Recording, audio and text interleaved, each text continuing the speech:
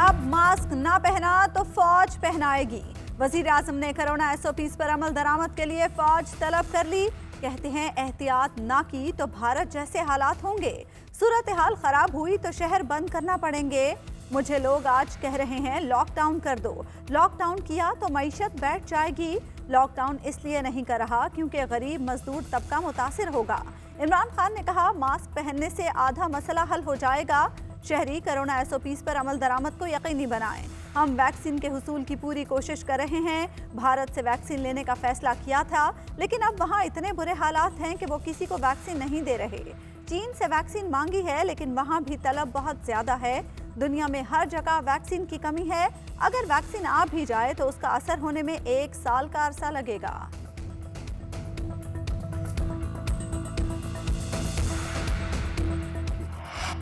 आखिरी दिनों का इंतजार ना करें, ईद की शॉपिंग अभी कर लें, मुकम्मल लॉकडाउन लग सकता है। असद उमर का मशवरा NCOC इजलास के बाद बताया 5% से ज्यादा मस्बत केसेस वाले शहरों में स्कूल बंद रहेंगे। तमाम बाजार शाम 6 बजे तक खुले होंगे। शाम 6 बजे के बाद सिर्फ अशियाए जरूरिया की दुकानें खुलेंगी। आउटडोर डाइनिंग पर पाबंदी, सिर्फ टेक अवे की इजाजत होगी। दफ्तर में 50% से ज्यादा लोगों को ना बुलाया जाए। बैरून मुल्क से आने वाले अफराद की टेस्टिंग और क्वारंटीन की पॉलिसी मजीद सख्त होगी। मुल्क में ऑक्सीजन की खपत 90% तक पहुंच गई है। कोरोना से मुल्क में एक और हलाकत खेज दिन। मोहलिक वायरस से मजीद 144 अफराद इंतकाल कर गए। NCOC के मुताबिक गुज़िश्ता 24 घंटों के दौरान मुल्क भर में कोरोना के 53,000 से ज्यादा टेस्ट किए गए, जिसमें से 5,870 अफराद में कोरोना वायरस की तस्दीक हुई। मुल्क में कोरोना वायरस मुस्बत आने की शरह 10.9% रही, जबकि फाल केसेस की तादाद 84,976 है। मुल्क में कोरोना के 562 मरीज वेंटिलेटर पर जेर इलाज हैं। कोरोना के तदारुक के लिए कोशिशें तेज। चीन से मजीद 5 लाख वैक्सीन पाकिस्तान पहुंच गई।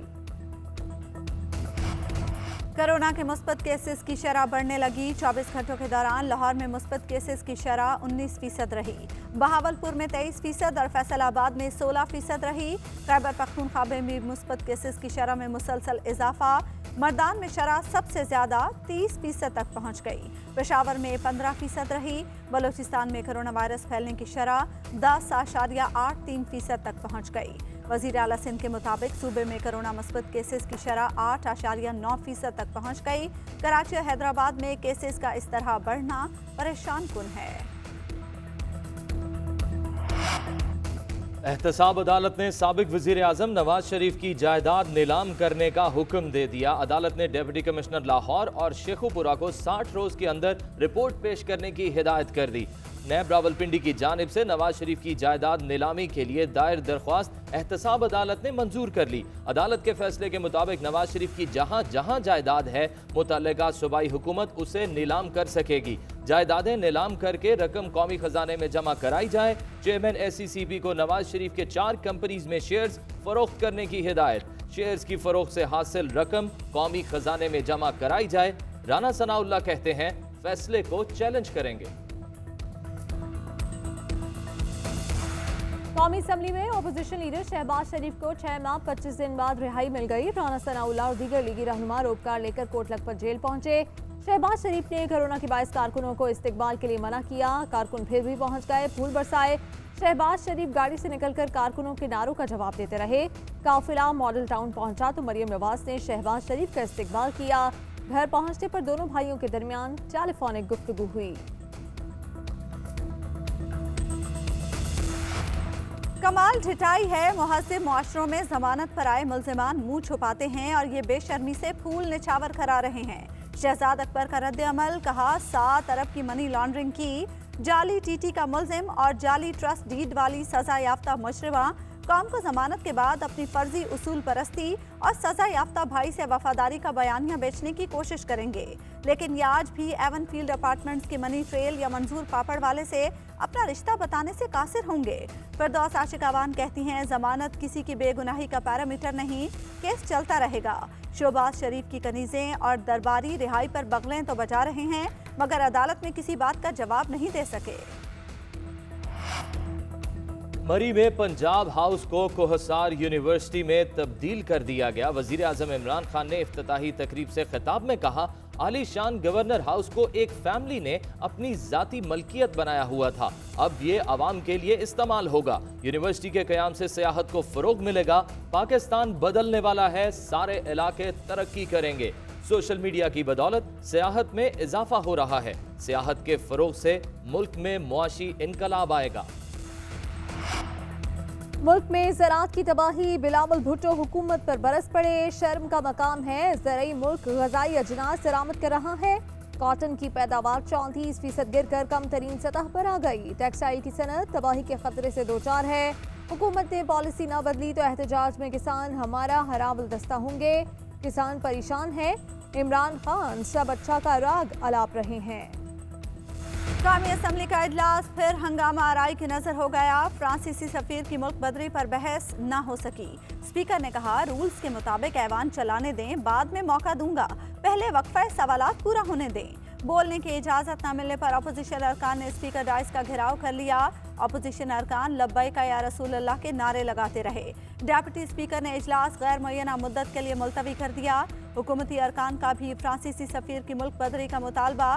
फहीम खान ने ऐवान में ताजदारे खत्म नबूवत के नारे लगा दिए।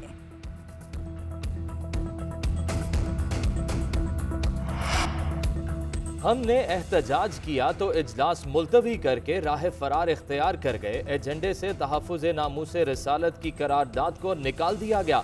इस पर हुकूमत को माफ़ी मांगनी चाहिए। रहनुमा मुस्लिम लीग नून एहसन इकबाल कहते हैं, कोयटा में चीनी सफ़ीर और वफ्द मौजूद था जब वहाँ बड़ा हमला हुआ। ये दर हकीकत हुकूमत की नाअहली है कि ये हमला हुआ। इस हमले से सीपैक को नाकाबिले तलाफी नुकसान पहुंच सकता है। मौलाना असद महमूद कहते हैं, स्पीकर ने संजीदा मसले पर गैर संजीदगी का मुजाहिरा किया। बताया जाए, वजीर आजम दुनिया को धोखा दे रहे हैं या कौम को? किस कानून के तहत टीएलपी को कलअदम करार दिया गया? पहले टीएलपी से जो मुआहिदा किया गया वो क्या था? उस पर अमल दरामद क्यों नहीं हुआ? जब कलअदम करार दिया तो फिर मुज़ाकरात क्यों किए? पीपल्स पार्टी के रहनुमा राजा परवेज अशरफ के हुकूमत से सवालात। हुकूमत और कलअदम तहरीक के दरमियान मुआहदे पर मुकम्मल अमल दरामद हो चुका है। करारदाद पेश हो चुकी है। एमपीओ में गिरफ्तार लोग रिहा कर दिए गए। वफाकी वज़ीर इत्तलात फवाद चौधरी कहते हैं, मुल्क में एहतजाज का सिलसिला खत्म हो चुका। नून लीग या पीपल्स पार्टी अपनी करारदाद लाना चाहें तो ये उनका हक है। हुकूमत का इससे कोई लेना देना नहीं है।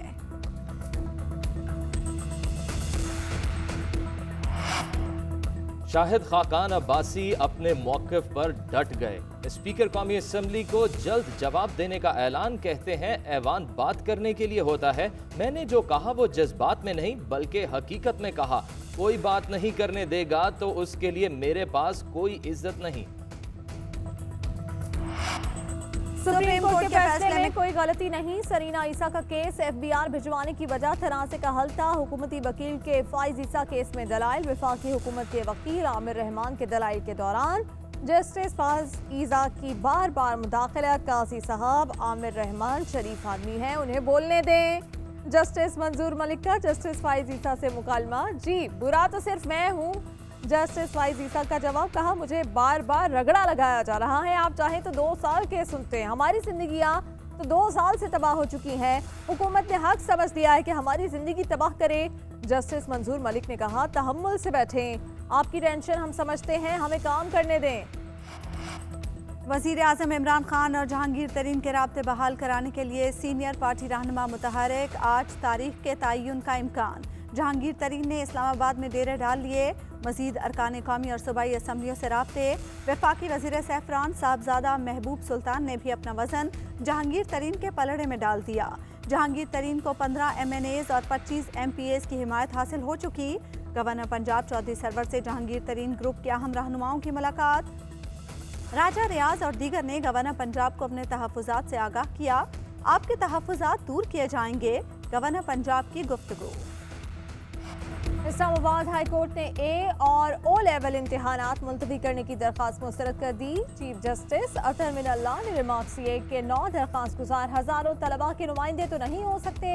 कैसे तलबा हैं जो इम्तिहान नहीं देना चाहते? अदालतों का काम नहीं कि मुल्क के पॉलिसी मामलात में मुदाखलत करें। उधर सिंध हाई कोर्ट ने A और O लेवल के फिजिकल इम्तिहानात के खिलाफ दरख्वास्तें मुस्तरद कर दी। कराची की इंसदाद दहशतगर्दी अदालत ने 6 साल बाद 9-0 ऑपरेशन के 54 से जायद मुकदमात का फैसला सुना दिया। फैसल मोटा, उबैद केटू, नादिर शाह और आमिर सरपटा समेत दीगर के खिलाफ धमाका खेज मवाद रखने का जुर्म साबित न हो सका। अदालत ने हाई प्रोफाइल टारगेट किलर्स को इल्जाम से बरी कर दिया। गैर कानूनी असलहा रखने के जुर्म में फैसल मोटा को 10 साल और फरहान शब्बीर को 8 साल कैद का हुक्म।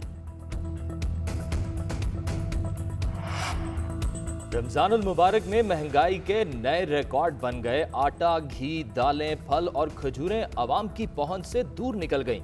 बड़े शहरों में चीनी के लिए बड़ी बड़ी कतारें खत्म ना हो सकीं। बारिश ने लाहौर में रमजान बाजारों के इंतजामात को तहस नहस कर दिया। कोयटा में एक भी सस्ता रमजान बाजार कायम ना हो सका। और क्लासिकल मौसीकी के बेताज बादशाह उस्ताद बड़े गुलाम अली खां को दुनिया से रुखसत हुए। 53 बरस बीत गए। उन्होंने गायकी में जो मकाम हासिल किया वो आज तक किसी दूसरे फनकार को नसीब न हो सका।